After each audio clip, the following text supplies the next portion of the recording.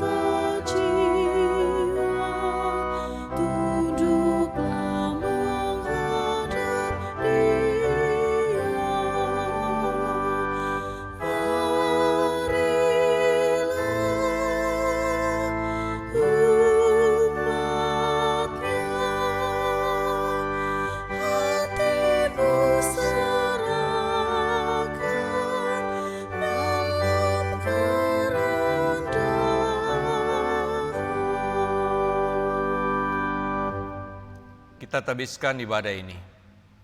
Pertolongan kita dalam ibadah ini ialah Tuhan yang menjadikan langit dan bumi, yang tidak meninggalkan perbuatan tangannya, dan yang kesetiaannya tetap untuk selama-lamanya. Terpujilah Allah dalam Yesus Kristus. Damai sejahtera menyertai saudara-saudari sekalian. Amin. Kita menyanyi Kidung Jemaat 58, Maha Kasih yang Ilahi.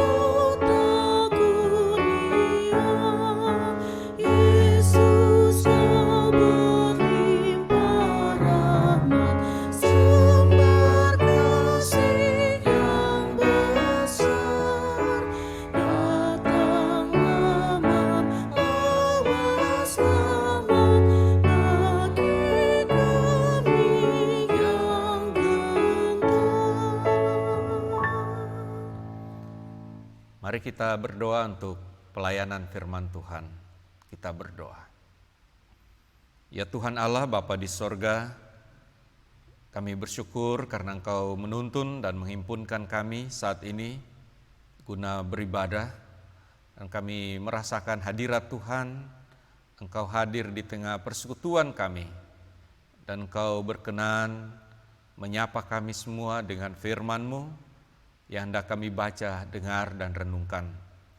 Mohon bimbingan Roh Kudus-Mu, supaya firman-Mu dapat kami mengerti dan menerangi seluruh langkah-langkah kehidupan kami, sehingga hidup kami boleh menjadi kesaksian yang indah bagi kemuliaan nama-Mu. Berfirmanlah ya Tuhan, sebab kami telah sedia untuk mendengar. Dalam nama Tuhan Yesus. Amin.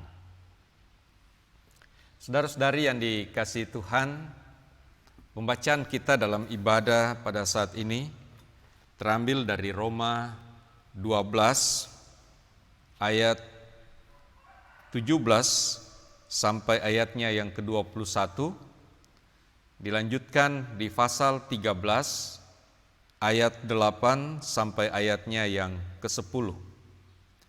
Surat Roma pasal 12 ayat 17 sampai 21, lanjut ke pasal 13 ayat 8 sampai 10. Firman Tuhan dalam Roma 12 ayat 17 sampai 21 berbunyi begini, "Janganlah membalas kejahatan dengan kejahatan, lakukanlah apa yang baik bagi semua orang. Sedapat-dapatnya kalau hal itu bergantung padamu, hiduplah dalam perdamaian dengan semua orang." Saudara-saudaraku yang kekasih, janganlah kamu sendiri menuntut pembalasan, tetapi berilah tempat kepada murka Allah. Sebab ada tertulis, "Pembalasan itu adalah hakku. Akulah yang akan menuntut pembalasan," firman Tuhan. "Tetapi jika seterumu lapar, berilah dia makan. Jika ia haus, berilah dia minum. Dengan berbuat demikian, kamu menumpukan bara api di atas kepalanya. Janganlah kamu kalah terhadap kejahatan, tetapi kalahkanlah kejahatan dengan kebaikan." Lanjut, pasal 13 ayat 8 sampai 10. "Janganlah kamu berhutang apa-apa kepada siapapun juga, tetapi hendaklah kamu saling mengasihi. Sebab barang siapa mengasihi sesamanya manusia, ia sudah memenuhi hukum Taurat. Karena firman, 'Jangan bersinah, jangan membunuh, jangan mencuri, jangan mengingini,' dan firman lain manapun juga sudah tersimpul dalam firman ini, yaitu, 'Kasihilah sesamamu manusia seperti dirimu sendiri.' Kasih tidak berbuat jahat terhadap sesama manusia. Karena itu kasih adalah kegenapan hukum Taurat." Demikian firman Tuhan. Terpujilah Kristus. Saudara-saudari yang dikasihi Tuhan Yesus Kristus, kita hidup di tengah-tengah dunia yang tidak lepas dari berbagai rupa persoalan. Kita seringkali diperhadapkan dengan banyak masalah, banyak tantangan dan pergumulan, dan terlebih di dalam relasi-relasi kita satu dengan yang lain, baik di tengah-tengah keluarga, di tengah-tengah jemaat maupun lebih luas di tengah masyarakat.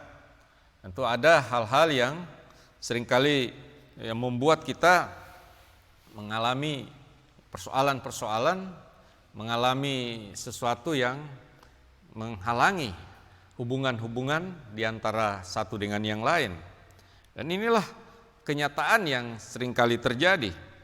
Kita seringkali ketika dihadapkan dengan suatu masalah, dalam suatu persoalan, kita sering saling menyalahkan satu dengan yang lain. Kita seringkali saling adu debat, bahkan adu argumentasi untuk pembenaran diri, untuk membenarkan atau memberikan alasan-alasan kenapa kita begini dan kenapa kita harus begitu. Dan akhirnya banyak kali saudara-saudari dalam hubungan-hubungan, dalam menghadapi berbagai keruwetan kehidupan, lalu berujung dengan pertengkaran, berujung dengan perselisihan. Bahkan tidak jarang kita melihat dan menyaksikan ada konflik, ada bahkan perkelahian di antara sesama. Dan kita semua menyadari bahwa hal-hal yang seperti itu tentu tidak baik kelihatannya dan tentu mengganggu dalam kita merajut kebersamaan, dalam merajut kehidupan yang rukun dan damai. Apalagi kalau hal itu terjadi di dalam kehidupan kita bersama sebagai persekutuan orang-orang yang percaya. Juga tentu di yang paling kecil dari persekutuan yang kita harapkan harus dijaga dan dirawat sehingga dapat membangun persekutuan lebih luas, yaitu di tengah-tengah keluarga. Bagaimana hubungan-hubungan, relasi-relasi di antara keluarga satu dengan yang lain itu seharusnya tentu sesuai dengan apa yang dikehendaki oleh Tuhan, apalagi sebagai umat yang percaya kepadanya.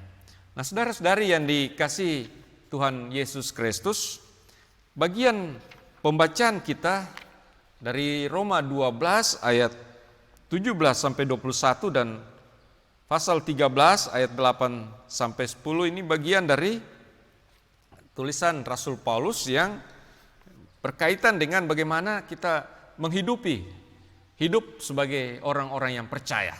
Bagaimana kita hidup sebagai orang-orang yang sudah beroleh keselamatan. Orang-orang yang sudah ditebus dari hidup yang lama, tentu yang diwarnai dengan segala dosa, hal-hal yang tidak baik. Ya, bukan saja di mata kita, tetapi terlebih di mata Tuhan, hal-hal yang tidak dikehendaki oleh Tuhan, dan bagaimana kita menjalani sebuah kehidupan yang baru, kehidupan yang sesuai dengan kehendak Tuhan, sesuai dengan kehendak Kristus yang berkaitan dengan iman, percaya kita kepadanya. Jadi bagaimana kita menghidupi hidup yang berkenan kepada Tuhan.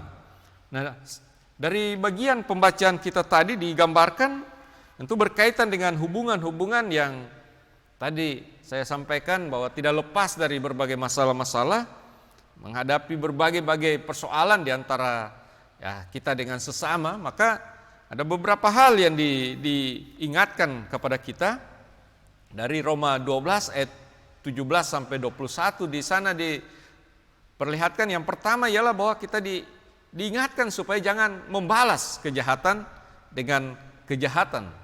Lakukanlah apa yang baik bagi semua orang. Wah, ini luar biasa sekali. Jadi kita tidak diharapkan untuk membalas kejahatan dengan kejahatan. Melainkan di dalam bagian lain saya kira juga kita selalu mendengar juga, mungkin pasti kita sudah tahu bahwa kita diharapkan bukan saja jangan membalas kejahatan dengan kejahatan, tetapi balaslah kejahatan dengan kebaikan. Jadi kita diingatkan untuk selalu menebar dan menabur kebaikan. Kita selalu melakukan yang baik di dalam hidup kita. Jadi kalau kejahatan mungkin kita boleh terima, kita boleh alami dari orang-orang yang jahat atau orang-orang yang melakukan hal-hal yang tidak baik bagi kita, kita tidak membalas dengan cara yang sama, tetapi membalas dengan cara yang sesuai dengan kehendak Tuhan, yaitu dengan kebaikan. Jadi kita diingatkan untuk bagaimana melakukan kebaikan di dalam hidup kita. Larangan jangan membalas kejahatan dengan kejahatan ini adalah tentu bukan sesuatu yang mudah bagi kita sebagai manusia yang juga masih darah dan daging. Saya kira ini sesuatu yang tidak mudah. Umumnya kita mungkin tidak membalas dari secara langsung, tetapi mungkin menyimpan kesalahan orang lain. Kita mendendam, kita akhirnya sakit hati sendiri kan. Kita menyimpan kesalahan-kesalahan orang lain. Nah, tetapi bagaimanapun sebagai orang-orang yang percaya, tentu yang kita harapkan ialah bagaimana kita mau melepaskan pengampunan. Kita mau selalu tidak mau membalas, tetapi juga melepaskan pengampunan, suka memaafkan, bisa memaafkan orang-orang yang berbuat salah kepada kita. Karena kita sudah diampuni oleh Allah. Karena Allah sudah lebih dahulu mengasihi kita dan menyatakan pengampunannya kepada kita. Dan hal yang kedua yang mau disampaikan di sini ialah bagaimana kita hidup dalam perdamaian dengan semua orang. Jadi hidup berdamai dengan semua orang, saudara-saudara. Jadi bukan saja bagaimana kita tidak membalas yang jahat dengan yang jahat, atau kita suka melepaskan pengampunan, kita tidak mendendam, kita tidak menyimpan kesalahan orang lain, tetapi juga senantiasa diharapkan bersifat aktif, bahkan proaktif, melihat peluang-peluang di mana kita selalu mau membawa damai. Kita mau menjadi agen-agen perdamaian di tengah-tengah kehidupan, berdamai dengan semua orang. Saya kira ini suatu sikap yang perlu dimiliki oleh semua orang yang percaya, orang yang sudah diperdamaikan dengan Allah. Saya kira ini menjadi suatu kata kunci bagi kita bahwa kenapa kita diharapkan berdamai. Kita bisa melakukan kedamaian, mau bisa berdamai dengan semua orang karena kita sendiri sudah diperdamaikan dengan Tuhan. Jadi kita selalu mau mengedepankan, mau mengutamakan cara-cara hidup yang baik dengan semua orang. Kita mau membangun toleransi terbuka dengan semua orang, tentu tanpa memandang siapa wajah mereka, siapa mereka, tetapi kita mau berdamai dengan semua orang. Saya kira ini yang perlu kita hayati, kita perlu bangun di dalam sebagai sikap hidup kita sebagai orang yang percaya.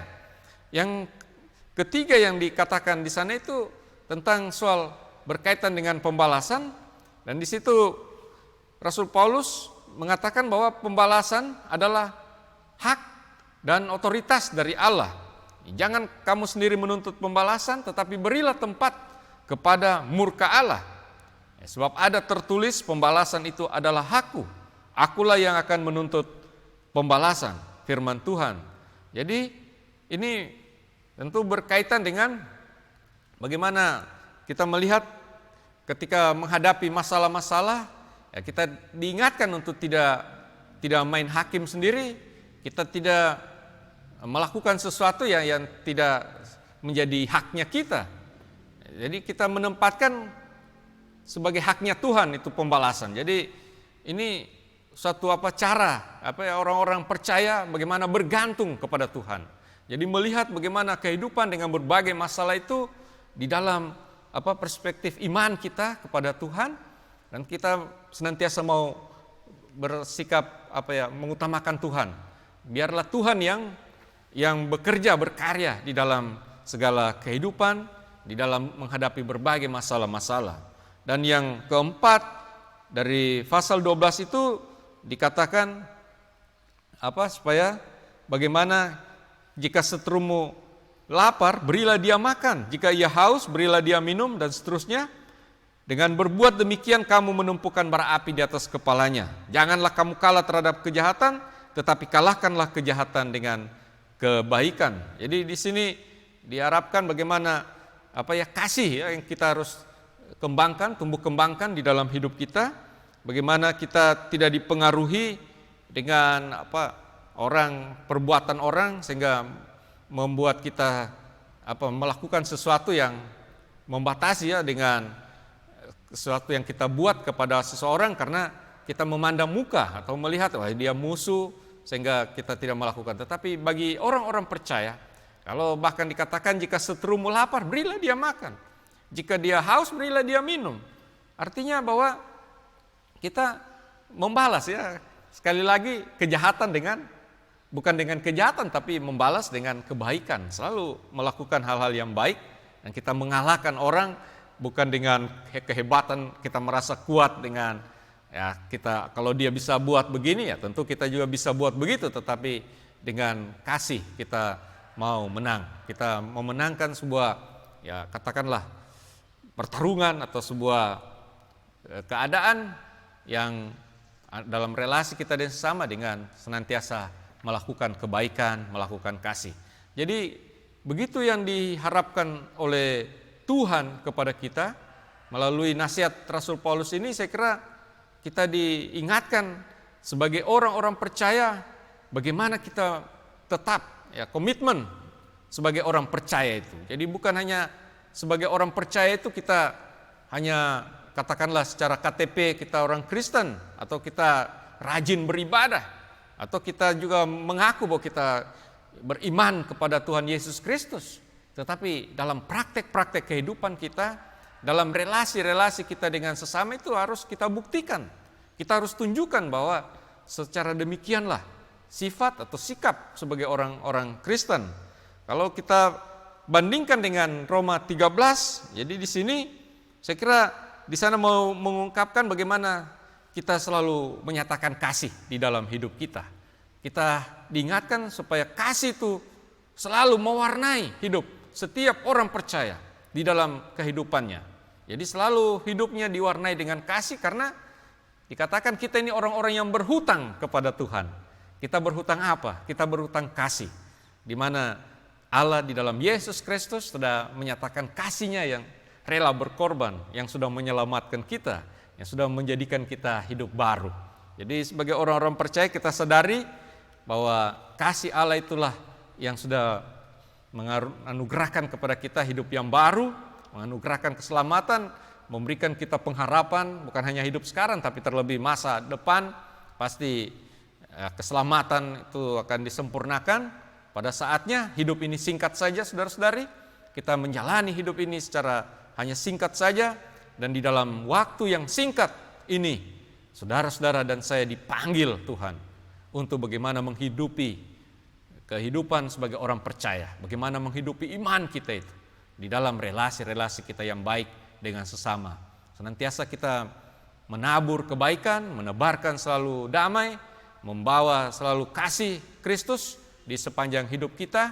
Dan saya kira semuanya itu ya bukan saja membuat kita menjadi kesaksian yang indah di mata orang, membawa orang-orang juga ya datang kepada Tuhan karena kesaksian hidup kita yang baik. Orang bertanya-tanya tentang apa yang kita percayai, untuk kita melakukan semuanya itu karena iman kita kepada Yesus Kristus.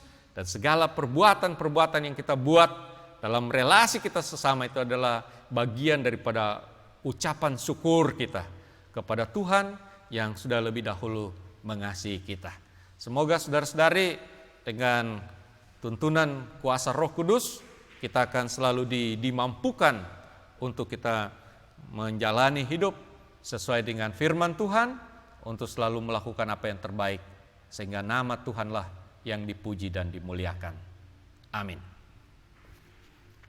Saudara-saudari yang dikasihi Tuhan Yesus Kristus, mari kita menyambut berita firman Tuhan dengan menyanyi Kidung Jemaat 49, bait 1 dan 2, firman Allah jayalah.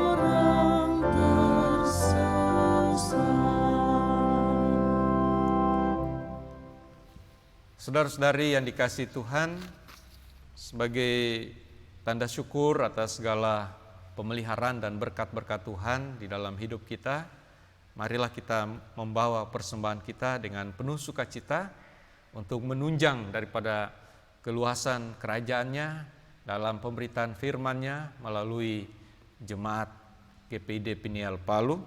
Dan sambil kita memberikan persembahan, kita menyanyi Kidung Jemaat 444, mengucap syukurlah.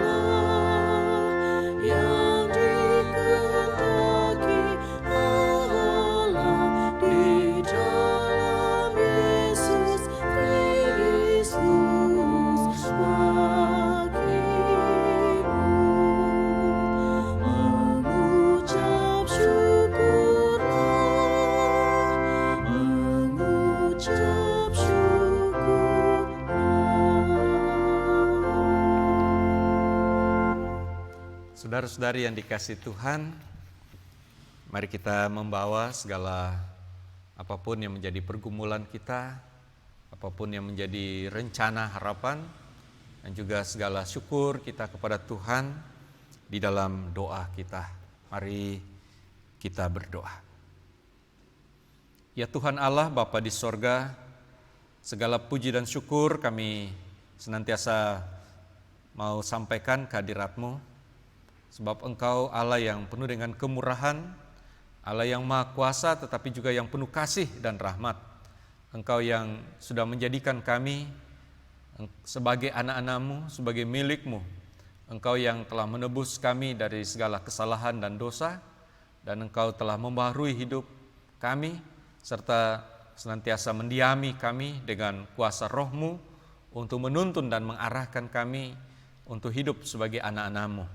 Kami sungguh bersyukur Tuhan dalam persekutuan ibadah kolom saat ini, kembali boleh mendengarkan firman-Mu, yang boleh mengingatkan kepada kami, menasihatkan kami sebagai anak-anak-Mu, sebagai jemaat-Mu yang masih ada di muka bumi ini, yang selalu diperhadapkan dengan begitu banyak persoalan, begitu banyak masalah, dan juga yang seringkali mau menggoda kami, menguji iman kami. Kami diingatkan untuk senantiasa komitmen dengan iman kami kepadamu, senantiasa mau melakukan apa yang terbaik sesuai dengan kehendak-Mu.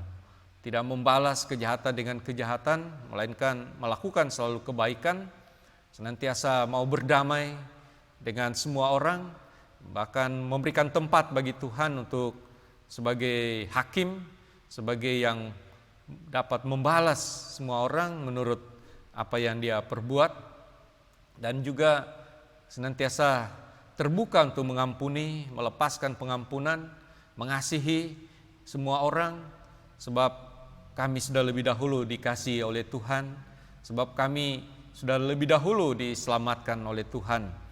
Kami adalah orang-orang yang berdosa, yang cenderung berbuat kesalahan, tetapi yang dikasihi Tuhan. Terima kasih Tuhan, biarlah firman-Mu yang kami sudah dengarkan bersama tidak lalu begitu saja dari pendengaran kami, melainkan benar-benar boleh tertanam baik, kami hayati dan berlakukan di dalam hidup kami. Kami mau selalu menabur dan menebarkan cinta kasih, kebaikan, pengampunan, kedamaian di dalam hidup kami, sehingga akan tercipta suatu kehidupan baik keluarga, jemaat maupun masyarakat yang penuh dengan damai dan sejahtera. Terima kasih Bapa untuk semua penyertaan, pemeliharaan Tuhan kepada kami, sehingga kami boleh ada saat ini, bahkan menikmati berbagai-bagai berkat-berkat yang indah daripada-Mu Tuhan. Bagi saudara-saudara kami yang berulang tahun, kami bersyukur atas anugerah, ketambahan usia, dan juga memohon kiranya Engkau karuniakan sehat kuat, hikmat, dapat menjalani hidup, hari-hari hidup sebagai anugerah Tuhan. Mereka yang baru sembuh, terima kasih untuk kesembuhan, kekuatan yang boleh dialami, biarlah Tuhan akan melengkapi dan terus memulihkan, mengaruniakan kesehatan, kekuatan yang lebih baik. Nah, semua berkat-berkat yang boleh berlimpah dalam kehidupan jemaat disyukuri, biarlah Tuhan akan menyempurnakan semua sukacita dan syukur daripada jemaat-Mu. Kami juga membawa semua pergumulan-pergumulan kami, berbagai persoalan-persoalan mungkin yang sedang kami hadapi dalam relasi-relasi kami, baik di rumah, suami istri, orang tua, anak-anak, saudara bersaudara, dalam persekutuan jemaat, keluarga lepas keluarga, bahkan di tengah-tengah masyarakat. Biarlah ya Tuhan selalu berikan hikmat, berikan kami kesanggupan, bahkan berikan jalan keluar dalam menghadapi berbagai rupa pergumulan dan masalah kehidupan kami. Kiranya Tuhan selalu dipuji dan dimuliakan di dalam hidup kami. Kami membawa segala usaha-usaha kerja kami, kiranya Tuhan memberkati semua pekerjaan, usaha, bahkan pelayanan-pelayanan kami, supaya semuanya itu boleh sukses, boleh berhasil, dan kami bukan saja diberkati tetapi menjadi berkat bagi orang lain. Kami juga berdoa buat anak-anak kami yang sedang dalam proses studi dalam berbagai jenjang pendidikan. Tuhan kiranya menolong dan memberkati. Semua rencana-rencana anak-anak kami, baik dalam pekerjaan, dalam rencana-rencana apapun itu Tuhan yang berkenan kepadamu, Tuhan akan memberkatinya. Kami juga mau membawa di dalam doa kami apa yang menjadi pergumulan kami bersama sampai saat ini, berkaitan dengan pandemi COVID-19, Tuhan kiranya menolong, memberikan hikmat bagi pemerintah, pemimpin-pemimpin kami, dan memberikan juga perlindungan-Mu bagi semua yang bertugas di di gugus atau di garis depan, baik tenaga kesehatan, Polri, TNI, di dalam kami mau mengatasi bahkan memutus rantai penyebaran dari COVID-19 ini. Tuhan, ada begitu banyak hal yang berkaitan dengan pelayanan, juga pembangunan gedung gereja GPD Peniel Palu yang masih perlu dukungan, yang perlu bantuan, dan juga biarlah Tuhan akan campur tangan di dalam semua kegiatan-kegiatan pelayanan dan juga pembangunan gedung gereja ini supaya semuanya boleh berhasil dengan baik, semuanya selesai dengan baik, dan biarlah menjadi hormat dan kemuliaan akan nama-Mu. Terima kasih Tuhan Allah, ada banyak hal yang mungkin tidak terungkap lewat doa kami ini, tetapi kami yakin sungguh Tuhan mengenal setiap kami yang berdoa, yang beribadah saat ini. Dan jawablah kami Tuhan lebih dari apa yang kami minta. Engkau menyediakan apa yang terbaik bagi hidup dan masa depan kami. Di dalam nama Tuhan Yesus Kristus, Juru Selamat, kami sudah berdoa. Amin. Kita bangkit berdiri dan kita akan mengakhiri persekutuan ibadah kita saat ini, dan kita menaikkan pujian Kidung Jemaat 424, Yesus menginginkan daku bersinar baginya.